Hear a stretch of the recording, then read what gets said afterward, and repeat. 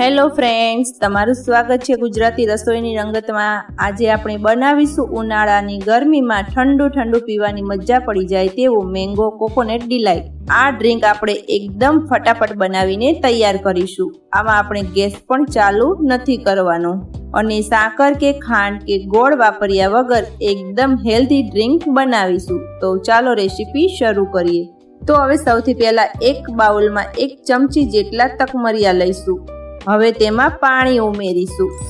આ રીતે ચમચીથી મિક્સ કરીને આને 5 થી 10 મિનિટ રહેવા દઈશું, એટલે એકદમ સરસ રીતે પલળી જશે। હવે મેં અહીંયા 1 લીલું નારિયેળ લીધું છે, જેમાં પાણી અને મલાઈ બંને હોય તેવું।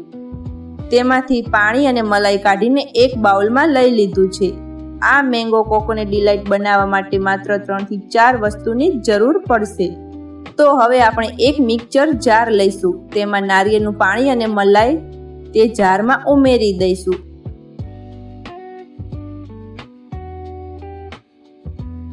હવે ઢાંકણ બંધ કરીને એકદમ સરસ પેસ્ટ બનાવી લઈશું।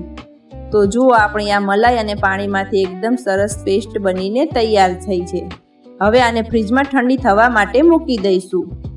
હવે મેં અહીંયા 2 નંગ જેટલી કેસર કેરી લીધી છે। તમારી પાસે જે કેરી હોય તે પણ લઈ શકો છો, અને કેરી એકદમ પાકી અને મીઠી હોય તેવી જ લેવાની છે, કારણ કે આપણે ખાંડનો ઉપયોગ નથી કરવાનો, એટલે કેરી એકદમ મીઠી હોય તેવી જ લેવાની। તો હવે કેરીને છાલ ઉતારીને તેના નાના ટુકડા કરી લઈશું। તો જુઓ, બંને કેરીના ટુકડા તૈયાર થઈ ગયા છે। હવે આ કેરીના ટુકડાને મિક્સર જારમાં લઈ લઈશું। હવે આમાં 1 ચમચી જેટલું મધ ઉમેરીશું। આજે આપણે ખાંડ કે સાકરનો ઉપયોગ નથી કરવાનો, એટલે 1 ચમચી જેટલું મધ ઉમેરીશું। હવે આમાં બિલકુલ પાણી ઉમેર્યા વગર ઢાંકણ બંધ કરીને મિક્સરમાં પીસી લઈશું અને કેરીનો એકદમ જાડો પલ્પ તૈયાર કરી લઈશું। તો હવે આપણો આ મેંગો પલ્પ પણ તૈયાર છે, અને આપણો આ કોકોનટ પલ્પ પણ ફ્રીજમાં એકદમ સરસ ઠંડો થઈ ગયો છે। તો હવે આપણે ડ્રિંક સર્વ કરી લઈશું। હવે આપણે 2 સર્વિંગ ગ્લાસ લઈશું। તેમાં સૌથી પહેલા 1 ચમચી જેટલા તકમરિયા પલાળેલા ઉમેરીશું। હવે આપણે જે કોકોનટ પેસ્ટ બનાવી હતી તે પણ 1 ચમચા જેટલી આમાં ઉમેરી દઈશું। હવે જે મેંગો પલ્પ બનાવીને રાખ્યો હતો તે પણ આમાં ધીમે ધીમે ઉમેરી દઈશું।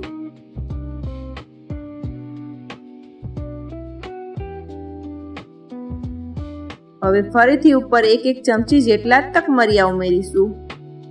હવે કોકોનટનો પલ્પ પણ ફરીથી 1 ચમચો જેટલો ઉમેરી દઈશું।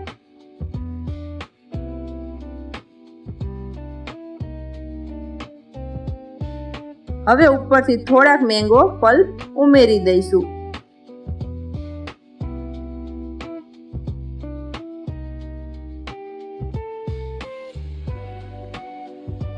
અને ગાર્નિશિંગ માટે ઉપરથી થોડા કેરીના ટુકડા મૂકી દઈશું। તો તૈયાર છે ઉનાળાની ગરમીમાં ઠંડુ ઠંડુ પીવાની મજા પડી જાય તેવો મેંગો કોકોનટ ડિલાઇટ। આ ડ્રિંક ફક્ત 5 થી 7 મિનિટમાં બનીને તૈયાર થાય છે। તમે પણ ઘરે એકવાર જરૂરથી આ ડ્રિંક ટ્રાય કરજો। તમને આજની મારી રેસીપી કેવી લાગી તે કોમેન્ટમાં જરૂરથી જણાવજો। હજી સુધી મારી ચેનલને સબસ્ક્રાઇબ ના કરી હોય તો સબસ્ક્રાઇબ કરજો, બાજુમાં રહેલું બેલ આઇકન દબાવજો।